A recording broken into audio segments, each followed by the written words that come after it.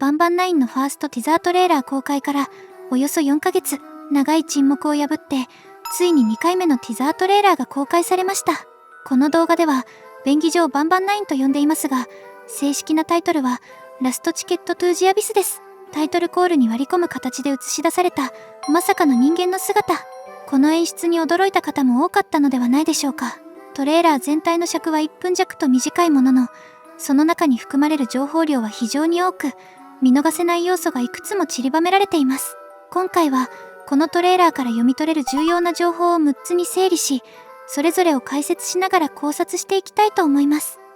車。動画冒頭では、車の存在が強く印象に残ります。バンバンの世界観から考えると、車という存在自体がやや珍しく感じられますが、実は過去作でも何度か登場していました。そうです。スティンガー・フリンの車です。この車は、フリンの精神世界の中でたびたび姿を見せてきました。開発者の兄弟は、過去のシークレット・オブ・スティンガー・フリンで、この車をシティンジョンのマップ内に配置する案を持っていたそうです。しかし当時は意味を持たないとして、その案は採用されませんでした。一方で、兄弟が過去の没案や設定を、後の作品で伏線として回収することはよく知られています。バンバンの初期名称であるフランボの要素などがその代表です。こうした開発傾向を踏まえると、今回の車も没案の伏線回収として登場し、この場面がシティンジョンである可能性は高いと考えられます。ただし、ここで一つ大きな違和感があります。よく見ると、この車はフリンの車そのものではなく、別の車になっています。単なるデザイン変更とも取れます。実際、バンバン8以降はグラフィックが大きく向上し、シティンジョンの街並みの雰囲気も格段に洗練されました。しかし、それだけで片付けて良いのでしょうか。フリンの車であるという伏線を匂わせながら、あえて別の車を見せている。この小さなズレこそが、今回のトレーラー全体にある違和感の出発点だと感じました。次は、ダダドゥ教の剣について見ていきます。ダダドゥ教と剣。シティンジョンでは、ダダドゥ教の姿が確認できました。これにより、バンバン9でダダドゥ教が登場する可能性は、かなり高くなったと言えるでしょう。ダダドゥ教は、シリーズを通して見ても得意な立ち位置にいるキャラクターです。敵として現れ、やがて主人公の側に立ち、精神世界では唯一声の異なる存在として描かれてきました。そのダダドゥ教が手にしているのが、一本の剣です。体格と比較しても、バンバン8で登場した王国のダガーとは明らかに異なり、刀身の長い剣であることがわかります。この剣は、単純に戦闘を示すための武器にも見えます。この剣が何を意味するのか、それは、後ほど改めて触れていきます。まさかの人間？動画の終盤では、人間の足のように見える映像が映し出されました。個人的には、今回のトレーラーの中でも特に衝撃的な場面でした。バンバンシリーズにおいて、ここまで明確に人間の姿を想起させる描写が出てきたのは、これが初めてです。過去の VHS 映像では、キャプテンフィドルズを見守るウェバリーらしき人物が映り込んだことはありましたが、それは不鮮明で、なおかつ過去の記録でした。それに対して今回の映像は、今この瞬間にも、主人公以外の人間が施設内に存在している可能性を示唆しています。場所も比較的アビスに近いエリアだと推測できるため、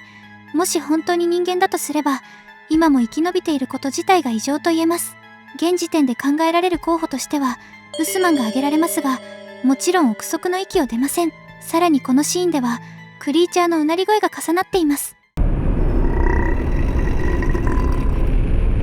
これは、この人間らしき存在の近くに、何らかの実験体がいる可能性を示しているとも考えられます。ただし、本当に人間なのかどうかは、まだ断定できません。この存在は無事なのか、そもそも人間として存在しているのか、ここにもまた、一つの疑問と違和感が残されているように感じました。シリンジョンのアビス入門書。このシーンには、思わず目を引かれました。おそらくですが、このトレーラーが本当に伝えたかったものは、ここに集約されているように感じます。映し出された本のタイトルは、シリンジョンが書いたアビス入門。タイトルに含まれる101、101という表記は、主にアメリカやカナダで入門を意味する番号として使われています。大学の講義番号であるコース101が由来で、基礎や処方を示すものです。この表記から見ても、この本はアビスについての基礎知識をまとめた入門書だと考えられます。また、この入門書の書き手についても注目すべき点があります。もし誰かがシリンジョンに向けて書いた本であれば、英語では誰々のためのという意味で4が使われます。しかし、ここで使われているのはシリン・ジョンズです。この表現から、この入門書はシリン・ジョン自身が書いたものである可能性が高いと読み取れます。つまり、この本の存在そのものが、シリン・ジョンがアビスに足を踏み入れた経験を持っていることを、かなり明確に示しています。過去に登場した、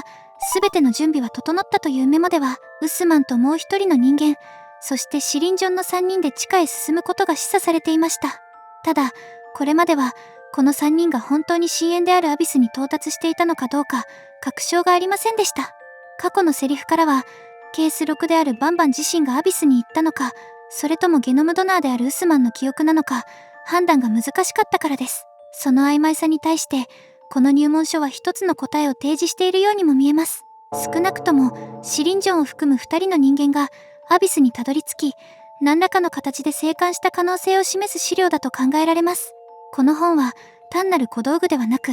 物語の前提条件そのものを塗り替える存在なのかもしれません。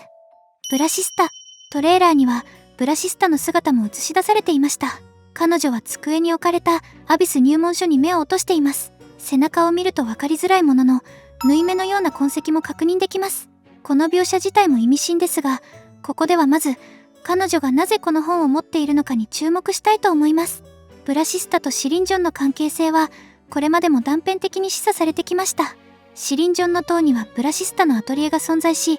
シティンジョンの劇場には彼女が監督した映画作品が並んでいます。こうした描写から、2人は王国メンバーの中でも比較的近い位置関係にあった可能性が考えられます。その延長線上で、この入門書がブラシスタの手元に渡っているとしても不自然ではありません。一方で、シリン・ジョンが殺されたことでルールが変わったと語られている点を踏まえると、2人が完全に協力関係にあったとは限らず、対立していた可能性も残されています。では、この入門書は本当に信用できるものなのでしょうか。こここそが、このトレーラーの核心だと感じます。ブラシスタが入門書を手にしているという事実は、彼女がアビスに挑もうとしていることをかなり明確に示しています。見えない危険を事前に知るため、生き残るために足りない知識を補うため、そして危険だと判断した場合には引き返す選択肢を持つため、この行動原理に敵対関係かどうかは関係ありません。仮にシリン・ジョンが虚偽の情報を書き、誰かを陥れようとしていたとしても、アビスに行ったことのないブラシスタにはその真偽を確かめる方法がありません。それでも彼女は本を手に取っています。そこには、ここへ行かなければ真実にはたどり着けないという覚悟があるようにも見えます。ブラシスタが危険を承知の上でアビスへ向かおうとしている理由は、生き残ること以上に真実そのものにたどり着きたいからなのかもしれません。では次に、その真実について考えていきます。タイトルの意味、バンバン9の説明文には印象的な見出しが用意されています。それが真実という言葉です。その直下に書かれている一文に注目すると、論理が通用しない場所という表現が使われています。これは、アビスが考えれば理解できる世界ではないことを示しているように見えます。常識や理屈がそのまま通用せず、真実そのものが歪められている場所。そうした前提があるからこそ、シリン・ジョンは今後のために入門書を残し、ブラシスタはその入門書を頼りにしようとしているという構図が成り立ちます。さらに、タイトルそのものにも重要なヒントがあります。副題として添えられているのがダビアスという言葉です。ダビアスには、疑わしい、信用できない、怪しい、真実かどうかわからないといった意味が含まれています。実は、この手法は過去のティザーでも使われてきました。バンバン8ではレトリビューションという言葉が使われ、映像内でも主人公に対するシェリフの報復が示唆されていました。この例から考えると、タイトルに含まれる言葉は、そのまま映像内で描かれるテーマを示す役割を持っていると言えます。そうなると、今回のダビアスもまた、トレーラー全体に疑問視という視点を持ち込むための言葉だと解釈できます。アビスは、真実がそのままの形では存在しない空間、見えているもの、与えられている情報、その全てが疑わしい。この前提に立つことで、このトレーラーが投げかけている問いが、よりはっきりと浮かび上がってくるように感じます。違和感の正体。ここまで見てきたように、デタラメなカオスとも言えるアビスを攻略するために、ブラシスタはシリン・ジョンの入門書から情報を得ようとしていることが分かりました。では、ここで改めて、これまで積み重なってきた違和感の正体について考えてみましょう。車、剣、人間、これらが、もしも本来の姿から歪められていたとしたらどうでしょうか。まず、車です。不倫の車を伏線として強く匂わせながら、実際に映っているのは別の車でした。本来ここにあるはずだったのは不倫の車だった可能性も考えられます。次にダダドゥ教の件です。バンバンの世界ではそもそも武器の描写そのものが非常に少なく、王国内に存在するのは大砲や拷問器具のような装置が中心でした。直接的に攻撃できる武器として描かれてきたのはシェリフの星くらいです。その中で唯一はっきりと登場した刃物が王国のダガーでした。これはブラシスタの作品の一つでもあり、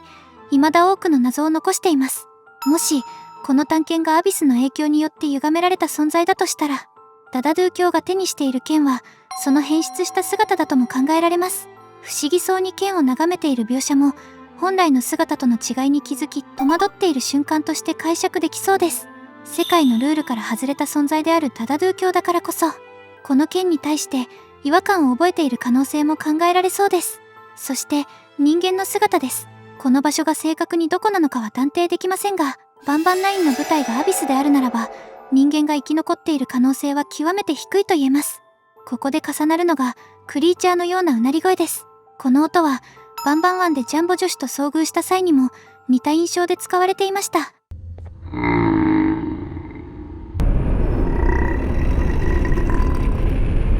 ではこの人間の近くにジョシュがいるのでしょうか。それともこの人間らしき存在そのものが歪められた姿なのでしょうか。トレーラーにはスチームのイメージカットとして使用されているシーンがいくつか含まれていますが、その中にあったジョシュの姿は今回の映像には登場していません。この点を踏まえると、映っている人間の足は人間そのものではなく、歪められたジョシュの姿である可能性も一つの仮説として浮かび上がってきます。全てが歪められていると断定することはできません。しかし、車、剣、人間という3つの違和感が同じ方向を向いているように見えるのも事実です。アビスとは真実そのものが歪められ、見えているものをそのまま信じることができない場所なのかもしれません。だからこそダダドゥ教は主人公の持つ運にかけたのではないでしょうか。理屈や論理が通用しない世界であれば必要とされるのは計算できない力です。バウンセリアが成し遂げられなかったことをアビスで実行するために、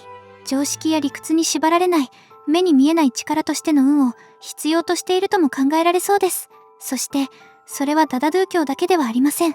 ブラシスタもまた主人公が持つその力に価値を見出している可能性があります。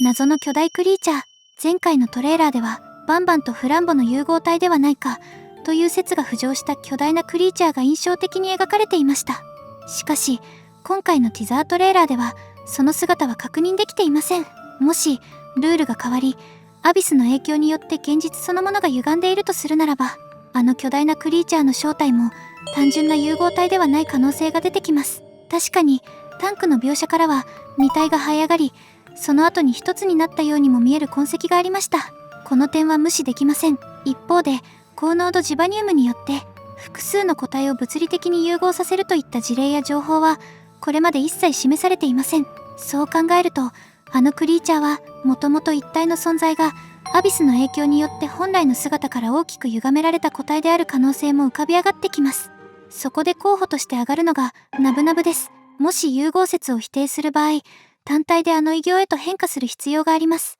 ナブナブの特徴的な大きな口、そして青い色を基調としつつ反対色である赤がいびつに入り込んだ体の模様のパターン。これらは歪みというテーマと重ねてみることもできそうです。この仮説が成り立つ場合、バンバンやフランボは融合せず単体で生存している可能性が高まります。そうなると